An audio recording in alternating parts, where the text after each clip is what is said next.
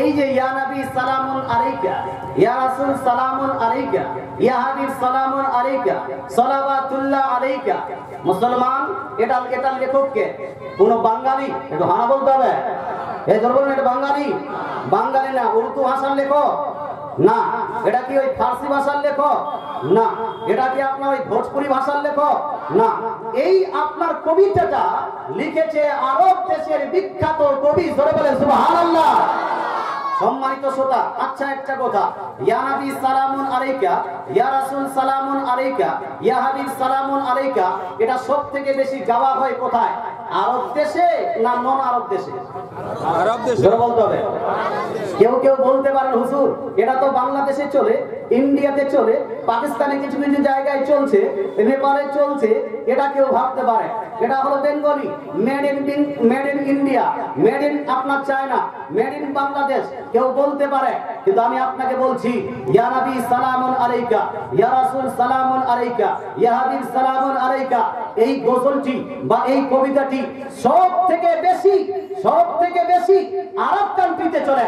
আপনি সৌদিতে যান, ইয়া নবী সালামু আলাইকা পাবেন।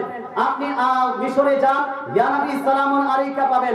আপনি দুবাই যান, ইয়া নবী সালামুন আলাইকা পাবেন। আপনি কুয়েতে যান, ইয়া নবী সালামুন আলাইকা পাবেন। আপনি আরব এমারাতে যান, ওখানে ইয়া নবী সালামুন আলাইকা পাবেন। আর একদিক ছোট্ট ছোট্ট মুলবি মুন্সি নয়, বরং দেশে যখন বড় একটা অনুষ্ঠান হয় ওই অনুষ্ঠানগুলোতেও ইয়া নবী সালামু আলাইকা চলছে, বলে সুবহানাল্লাহ। যদি মিথ্যা মনে হয় আমার কথা, উঠাও গুগল, উঠাও ইউটিউবে লেখেন ইয়া নবী সালামুন আলাইকা ইন কুয়েত, চলে আসবে ভিডিও। ইয়া নবী সালামুন আলাইকা ইন দুবাই, চলে আসবে ভিডিও। ইয়া নবী সালামুন আলাইকা ইন মিশর, ইজিপ্ট, চলে আসবে ভিডিও। ইয়া নবী সালামুন আলাইকা ইন কাতার, কাতারে চলে আসবে। ইয়া নবী সালামুন আলাইকা ইয়ামান, ইয়ামানে চলে আসবে। ইয়া নবী সালামুন আলাইকা ওমান, ওমানে চলে আসবে। আরব দেশের এতগুলো লক্ষ কোটি জনতা, এরা ইয়া নবী সালামুন আলাইকার মধ্যে অসম্মান খুঁজে পেল না, নবীর ভালোবাসা খুঁজে পেয়েছে। আর বাংলাদেশের বাঙালিরা এরা বলছে ইয়া নবী বললে অসম্মান হবে। আমি বলবো ভাই, আরব দেশের সঙ্গে আরবি ভাষায় কেউ যদি তুলনা করতে চায় নিজেকে কোনোদিন হতে পারে না। কথা বুঝতে পারছেন? তুমি বাঙালি নিয়ে বড় বড় কথা বলো, সমস্যা নাই। তুমি বাঙালি মানুষ, বাংলা নিয়ে যে বাংলাটাতে এরকম মিস্টেক হলো, ওইরকম মিস্টেক হলো, কথা বুঝতে পারছেন? আচ্ছা, তো ইয়া নবী সালামুন আলাইকা চলবে না। আপনারা কি পড়েন ভাই? পড়েন। কেউ যদি না পড়তে চায় তাকে আমি মারতে যাবো না, কিন্তু খবরদার হোসিয়ে নিজের মূর্খামি প্রকাশ করা যাবে বেয়াদব হবে, বেয়াদবি হবে। এই কথাটা বলা মানে হলো তুমি মূর্খ। যে বলবে ইয়া নবী বললে মূর্খ, আপনার বেয়াদবি হবে। ইয়া নবী পাঠ করা যাবে না, তার মানে হলো এই নিজেকে মূর্খ প্রমাণ করতে চায়। এরপরে কেউ বললে নিষেধ মানবো না না? আচ্ছা, তো দরুদও পড়তে হবে আর সালামও পড়তে হবে।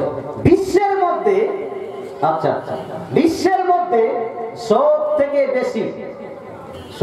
বেশি যেই দরুদটি ফেমাস হয়েছে ওই দরুদের নাম কেউ বলতে পারবে?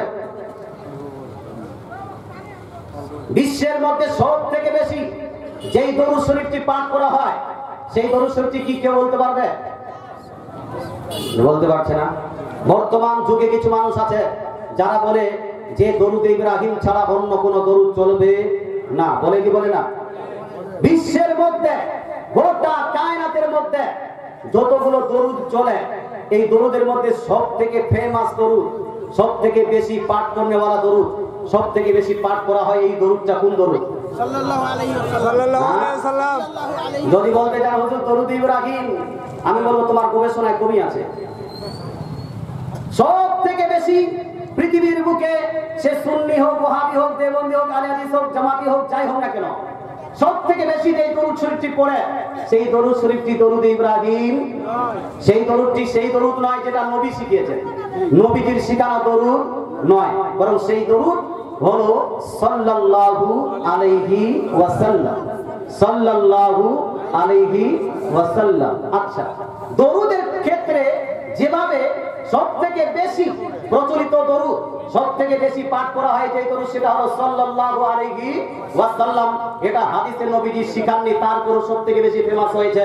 তদ্রুপ সালাম যতগুলো নবীজির মধ্যে সব থেকে ফেমাস সালাম, সব থেকে বেশি পাঠ করনে वाला সালাম নবীজির প্রতি কোন সালাম বলুন তো? এই ইয়া নবী সালামুন আলাইকা, ইয়া রাসূল সালামুন আলাইকা, ইয়া হাবিব সালামুন আলাইকা। মুসলমান এটাকে বেদাত বলা, এটাকে নাজায়েজ বলা, এটাকে হারাম বলা মানে হলো সূর্যকে লালটেন দেখানো। কাকে দেখানো জি? সূর্যকে লালটেন দেখানো। আল্লাহ তাআলা আমাদের সবাইকে এই সমস্ত ব্যক্তিদের থেকে বিরত থাকার তৌফিক দান করুন, বলেন আমিন।